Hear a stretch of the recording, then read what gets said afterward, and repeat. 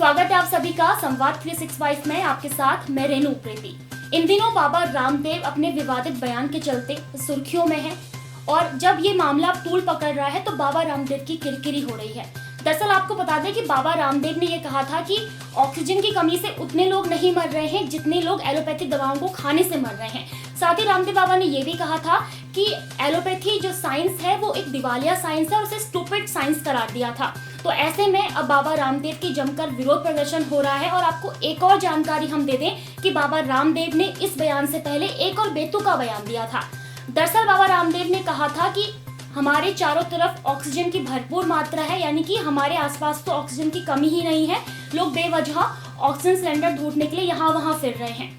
इस बयान के बाद बाबा रामदेव जमकर ट्रोल हुए थे और इस बयान के बाद डॉक्टरों ने भी जमकर उनका विरोध प्रदर्शन किया, आपत्ति जताई और डॉक्टरों ने बाबा रामदेव से माफी मांगने की बात कही है।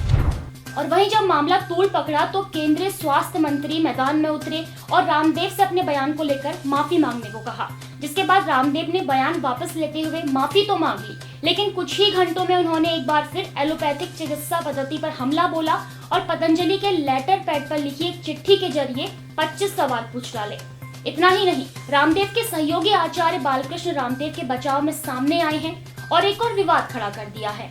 आचार्य बालकृष्ण ने योग गुरु को सही ठहराते हुए कहा कि कोरोनिल की सफलता से एलोपैथिक डॉक्टर्स बौखलाए हुए हैं, इसलिए वे बौखलाहट में आईएमए आयुर्वेद को लेकर देश में जानबूझकर अब विवाद खड़ा कर रही है।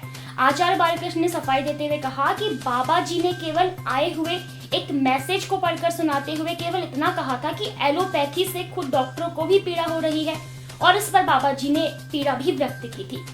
हमारे पास चिकित्सा के लिए कई बड़े डॉक्टर्स आते हैं, उन्होंने ये भी कहा और ये कहा कि हम भी गंभीर मामलों में लोगों को एलोपैथिक डॉक्टरों के पास भेजते हैं।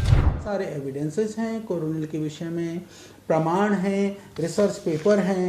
ये बड़े बड़े जो फाइटोमेडिसिन से लेकर के दूसरे जो बड़े बड़े रिसर्च पेपर्स हैं उसमें छपे हुए हैं, वो सब हम प्रोवाइड कर सकते हैं। और यदि एक बार यहाँ पर जितने भी देश के जो विद्वान चिकित्सक हैं एक टीम बना लें, एक कमेटी बना लें, उन कमेटी को पतंजलि में भेज दें, हम उनका स्वागत करेंगे और उनको सारी चीज़ दिखा करके और सारी तथ्यों से प्रमाणों से उनके जितने भी प्रश्न हो वो हमसे पूछें। उन प्रश्नों का उत्तर देने के लिए, जवाब देने के लिए हम तैयार हैं। उधर हरिद्वार के मुख्य स्वास्थ्य अधिकारी ने भी बाबा रामदेव के इस बयान को गलत बताते हुए उनके खिलाफ कार्रवाई किए जाने की बात कही, जिसमें बाबा ने कहा था कि वैक्सीन की दोनों डोज लेने के बाद ही कई डॉक्टरों की मौत हो गई। मुख्य स्वास्थ्य अधिकारी शंभुनाथ झा का कहना है कि बाबा रामदेव द्वारा जो दावा किया गया है ये बिल्कुल ही गलत है। कोरोना की वैक्सीन लगने से मौतें नहीं हो रही हैं। सरासर गलत है ये दावा, क्योंकि अगर वैक्सीन लगने से, 2 वैक्सीन लगने से किसी का हुआ है तो उसका कारण भी कितने % होंगे, वो नगण्य होगा। जितने लाखों आदमी में से कोई बहुत कम हो सकता है। तो डेथ तो किसी में भी कोई भी दवाई हो उसके खाने के बाद भी होता है। तो इस तरह का दावा करना मेरे हिसाब से सही नहीं है।